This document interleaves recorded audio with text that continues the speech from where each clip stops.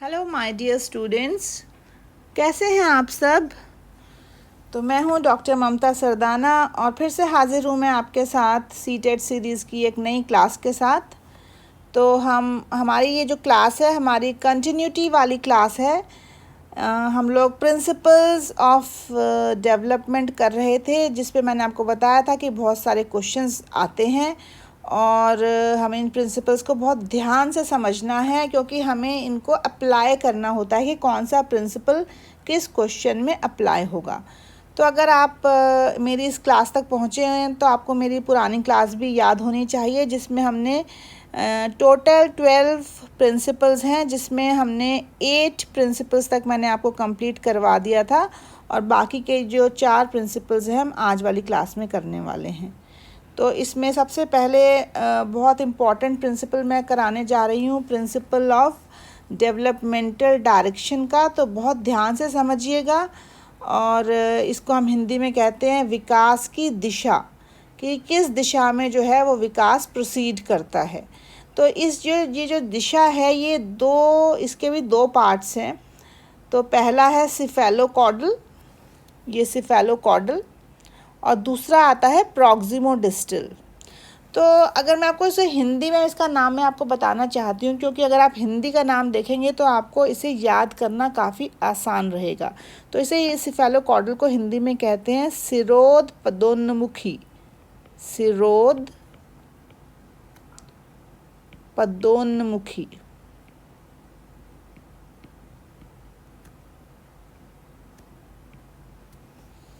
तो आपको इसमें बिल्कुल साफ साफ समझ में आ रहा है कि सिर से लेकर पद, पद मतलब पैर।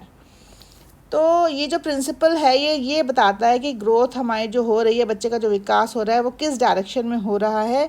तो ये सिफेलोकॉडल में कहते हैं कि हेड रीजन से, हेड मतलब कि सिर से लेकर ग्रोथ स्टार्ट होगी पहले, at first, following by which other organs start developing. आप इस फिगर में भी देख सकते हैं, देखिए बिल्कुल साफ साफ समझाया गया है कि सिर से ग्रोथ स्टार्ट हुई और होते होते होते वो कहाँ पहुँच गई है, वो पैरों की तरफ पहुँच गई है।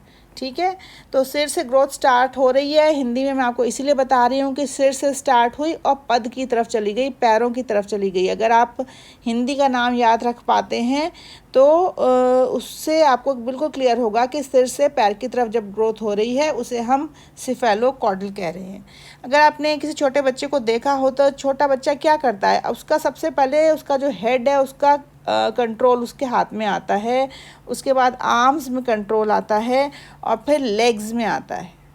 बच्चा क्या करता है, बच्चा सबसे पहले अपना सिर संभालना सीखता है, उसके सिर और फेस के मूवमेंट संभलते हैं in first 2 months. In next few months they are able to lift themselves by using their arms. वो अपने हाथों की सहायता से अपने आप को थोड़ा लिफ्ट कर पाता है। उसके बाद जो उसका कंट्रोल है वो लेग्स के ऊपर आता है और लेग्स की हेल्प से वो क्रॉल करना सीखता है, खड़ा होता है और चलना सीखता है और उसके बाद दौड़ना भागना शुरू कर देता है। तो आप इस डायग्राम में बहुत क्लियरली देख पा रहे हैं कि बच्चे ने अपने पहले हेड को संभाला और फिर पैरों तक आया, लेकिन बीच में यहाँ पे आर्म्स का भी दिखाया गया है कि उसने आर्म्स पे भी कंट्रोल गेन किया। तो सिफेलोकॉडल आशा आपको समझ में आ गया होगा कि हेड से लेके टो की तरफ जाता है। तो इसका जो दूसरा पार्ट है उसका नाम है प्रॉक्सिमोडिस्टल डायरेक्शन। प्रॉक्सिमोडिस्टल डायरेक्शन, इसको हिंदी में कहते हैं समीपस्थ दूरस्थ विकास, समीपस्थ दूरस्थ विकास। पहले समीप की चीज़ों का विकास होगा और फिर दूर की चीज़ों का विकास होगा। तो ये जो विकास है ये शरीर के मध्य भाग, जो ये सेंट्रल पार्ट है, शरीर के पहले केंद्र में जो सेंट्रल जो पार्ट है वहाँ पे बच्चे का कंट्रोल आता है सेंट्रल पार्ट में, और सेंट्रल पार्ट से होता हुआ वो बाहर की तरफ जाता है, पेरिफेरी की तरफ जाता है। पेरिफेरी मतलब बाहर का हिस्सा, समीप से दूर की तरफ जा रहा है। तो अगर हम आपको इसमें देखें कि जो यहाँ सेंटर में क्या होता है, सेंटर में होती है स्पाइनल कॉर्ड बच्चे की। ठीक है, तो the spinal cord develops before outer parts of the body. The child's arms develop before the hands. The hands and feet develops before the fingers and toes. देखो क्या हो रहा है यहाँ पर कि बच्चे की जो आर्म्स हैं, पहले आर्म्स डेवलप हो रही हैं और बाद में उसका कंट्रोल उसके हाथों और फिंगर्स में आ रहा है। सेम इसी प्रकार से क्या हो रहा है, पहले बच्चे के ये टोज़ या फिंगर्स तक बाद में कंट्रोल आ रहा है, पहले उसकी लेग्स डेवलप हो रही हैं। तो सेंट्रल से पेरिफेरी, भीतर से बाहर की तरफ, समीप से दूर की तरफ कंट्रोल जा रहा है। तो इसको हम कहते हैं समीपस्थ दूरस्थ विकास, एंड इंग्लिश में कहते हैं प्रॉक्सिमो डिस्टल डायरेक्शन। जो फिंगर्स, जो हमारी जो बच्चे की फिंगर्स हैं, हाथ की हों चाहे पैर की हों या फिर टोज़ हों, वो सारे लास्ट मसल्स होती हैं to develop in physical development. तो इसको हम कहते हैं प्रॉक्सिमो डिस्टल। तो ये जो दोनों की दोनों, प्रॉक्सिमो डिस्टल या सिफेलोकॉर्डल, दोनों ही चीज़ें एग्ज़ाम में एक प्रश्न इसमें से आ ही जाता है। तो आप इसको ध्यान से समझिएगा कि प्रिंसिपल ऑफ डायरेक्शन क्या होता है। अगर हम आगे बढ़े तो इसके बाद हमारे 3 प्रिंसिपल्स बचते हैं, जो आप देखिए एक एक करके उन्हें। तो प्रिंसिपल ऑफ इंटर रिलेशन, जो सबसे पहला जो सिद्धांत मैं आपको बता रही हूँ इसमें, प्रिंसिपल ऑफ इंटर रिलेशन, अंतर संबंधों का सिद्धांत हम इसे हिंदी में कहते हैं, या फिर इसे अंतः क्रिया का सिद्धांत भी कह रहे हैं। अंतः क्रिया हो रही है। अब अंतः क्रिया किसके बीच में हो रही है? जो अंतः क्रिया हो रही है या इंटर रिलेशन हो रहा है, कैसे हो रहा है? देखिए इसमें जो लिखा है कि पहले बच्चे का क्या है, ग्रोथ एंड डेवलपमेंट के बहुत सारे एस्पेक्ट्स मैंने आपको डेवलपमेंट के बताए थे कि बच्चा फिज़िकल भी डेवलप होता है, मेंटल भी डेवलप होता है, सोशल भी डेवलप होता है, इमोशनल भी डेवलप होता है। तो ये सारी की सारी जो चीज़ें हैं ये इंटर रिलेटेड है, आपस में जुड़ी हुई हैं। जैसे बच्चा अगर बच्चा किसी का मानसिक विकास बहुत तेज़ है, children who are highly intelligent have a robust growth. जो बच्चे ग्रोथ या फिर उसकी जो हेल्थ है वो काफ़ी अच्छी होगी। जो काफ़ी इंटेलिजेंट बच्चा है उसकी ग्रोथ भी काफ़ी अच्छी हो रही होगी। तो सारी चीज़ें, उसका सोशल जो स्ट्रक्चर है या सोशली जो वो लोगों से कनेक्ट करता है वो भी काफ़ी अच्छा होगा। तो जितने भी एस्पेक्ट्स डेवलपमेंट के होते हैं वो आपस में जुड़े हुए हैं, उनमें आपस में अंतःक्रिया होती रहती है। तो इसे हम प्रिंसिपल ऑफ इंटर रिलेशन कहते हैं। इसके बाद जो अगला प्रिंसिपल आता है वो है प्रिंसिपल ऑफ इंटीग्रेशन, हिंदी में इसे कहते हैं एकीकरण का सिद्धांत।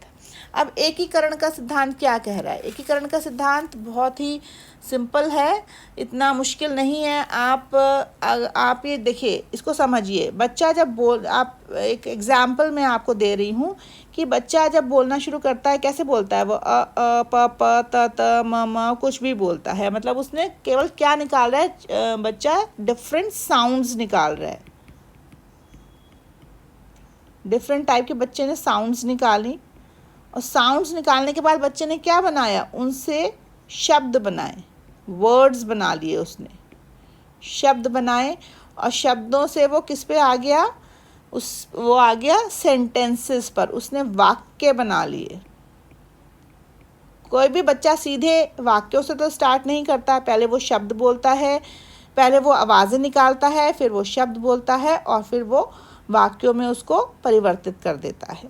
तो इसे हम इंटीग्रेशन का सिद्धांत कहते हैं कि बच्चे ने क्या किया? पहले वो कुछ स्पेसिफिक एक्टिविटीज़ कर रहा था और वो एक जनरल रूल पे आ गया, ठीक है? और उसको इसका उल्टा भी कर सकता है। He gives a try out of his general rule और टू सर्टेन स्पेसिफिक एक्टिविटीज़। वो अपने एक जनरल रूल से वापसी भी जा सकता है, जैसे होल टू पार्ट या पार्ट टू होल जिसे हम कहते हैं। ये दोनों चीज़ें इंटीग्रेशन के सिद्धांत में आती हैं। एक बच्चे ने किसी कलर को पहचानना शुरू किया। आप जानते हैं छोटे बच्चे ने किसी कलर को पहचाना कि ये रेड कलर है। फिर रेड कलर को उसने किससे एसोसिएट कर दिया? उसने किसी फ्रूट से कर दिया। मान लीजिए उसने एप्पल से कर दिया कि ये एप्पल जो है वो रेड होता है, ठीक है? फिर उसने अपनी टी शर्ट से उसको इंटीग्रेट कर दिया कि ये जो मेरा टी शर्ट है ये रेड कलर की है। तो उसने क्या किया? उसने छोटी छोटी चीज़ों से पहले कलर पहचाना, कलर से उसने फ्रूट पहचाना, फ्रूट से उसने कपड़े को पहचान लिया। तो ये सारी चीज़ें कैसी हैं? ये प्रिंसिपल ऑफ इंटीग्रेशन दिखाती हैं। तो इसको हम कहते हैं एकीकरण का सिद्धांत। इसके बाद जो लास्ट प्रिंसिपल आता है हमारा, principle of spiral and not linear development. देखिए, ये एक बहुत इम्पॉर्टेंट प्रिंसिपल है, इसको समझना पड़ेगा कि जो बच्चे का विकास है, विकास एक सीधी रेखा में नहीं हो रहा है। देखो, ये एक सीधी रेखा है, इसे हम कहते हैं लीनियर। तो ये कोई रैखिक विकास नहीं है। बच्चे की ग्रोथ कभी तेज़ हो जाती है, कभी स्लो हो जाती है, अलग अलग स्टेजेस में बच्चे की ग्रोथ अलग अलग रहती है। लेकिन यहाँ पे हम कह रहे हैं कि बच्चे का जो विकास है वो स्पाइरल के फॉर्म में हो रहा है। स्पाइरल को हम हिंदी में कहते हैं सर्पल। अब सर्पल का क्या है, इसका मतलब क्या है? देखो, एक स्प्रिंग होता है ना, स्प्रिंग कैसा होता है, स्प्रिंग की शेप कैसे होती है? ये स्प्रिंग है।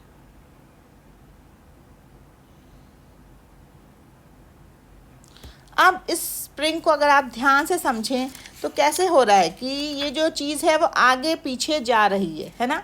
तो आगे पीछे किस ढंग से घूम रही है, मैं आपको इसको समझाती हूँ, आपको समझ में आएगा कि अगर हम डायरेक्शन देखें कि डायरेक्शन कैसे जा रही है।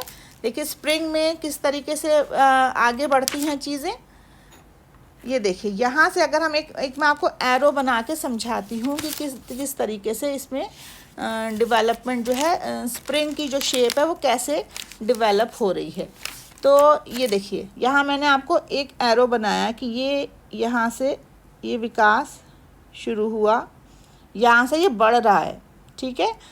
क्या उसने, बच्चे का विकास कैसे हुआ? उसने एडवांसमेंट किया, यहाँ पे इस डायरेक्शन में एडवांसमेंट हो रहा है। एडवांसमेंट का मतलब वो आगे बढ़ रहा है। अगर आगे बढ़ रहा है तो उसे सीधा आगे ही बढ़ जाना चाहिए, सीधे डायरेक्शन में चला जाना चाहिए। लेकिन आप ये देख रहे हैं कि वो आगे नहीं बढ़ा, वो घूम गया, यहाँ से स्पाइरल की तरह विकास जो है वो घूम गया। इसका घूमने का मतलब क्या किया उसने? इट मूव्स बैक, वो वापस आया, मूव्स बैक। अब वो क्यों आया वापस? For consolidation. वो किस चीज़ के लिए वापस आया? कंसोलिडेशन के लिए वो वापस आया। देखिए, हर स्टेज में, एट एवरी स्टेज, देखो आपने बहुत सारी स्टेजेस डेवलपमेंट की पढ़ी है, चाहे वो इन्फेंसी हो, चाहे वो चाइल्डहुड हो, चाहे वो एडोलेसेंस हो, चाहे वो एडल्टहुड हो। तो डिफरेंट स्टेजेस में बच्चा क्या करता है? वो आगे बढ़ता है, आगे वो बढ़ा, लेकिन वो घूमकर फिर वापस आया। उसने अपने सारे विकास को इकट्ठा किया। उसमें देखो, हर स्टेज में कुछ ना कुछ ऐसी चीज़ें होती हैं जो कि अननेसेसरी होती हैं। कैसी चीज़ें होती हैं? सर्टेन कैरेक्टरिस्टिक्स आर अनडिज़ायरेबल, जिनकी हमें आवश्यकता नहीं है, ठीक है। उसके बिहेवियर में उनको क्या करता है? वो उसकी एक अपनी लिमिट फिक्स कर देता है और उनको लीव आउट कर देता है, उनको लीव बिहाइंड कर देता है, कुछ कैरेक्टरिस्टिक्स को वो छोड़ देता है, ठीक है। कुछ कैरेक्टरिस्टिक्स उसने छोड़ दिए। तो ये जो वापस घूम कर आ रहा है, ये इसमें क्या कर रहा है? कंसोलिडेट कर रहा है अपनी स्ट्रेंथ्स को, जो उसको वास्तव में चीज़ें चाहिए उन पे फोकस कर रहा है, और कुछ अननेसेसरी कैरेक्टरिस्टिक्स को वो लीव बिहाइंड कर दे रहा है, छोड़ दे रहा है। तो सीधा ये जो डेवलपमेंट है वो थोड़ा रेस्टिंग फेज़ में आता है। यहाँ पर गया, यहाँ से आगे बढ़ा, आगे बढ़ के उसने थोड़ा रेस्ट किया, सोचा समझा, और फिर वो आगे बढ़ा। तो यहाँ से तो उसने स्टार्ट किया अपने डेवलपमेंट, ऐसे धीरे धीरे धीरे धीरे करके वो बढ़ रहा है, और बढ़ते बढ़ते बढ़ते वो बार बार वापस जाता है, घूमता है, रुकता है, सोचता है, समझता है, फिर आगे बढ़ता है। तो इस तरीके से एडवांसमेंट एक स्प्रिंग की फॉर्म में हो रहा है। यहाँ से आप देखिए कैसे स्प्रिंग जो है ये चलता जा रहा है, ठीक है। तो अभी आपको समझ में आएगा कि कैसे ये स्प्रिंग हमारा चल रहा है।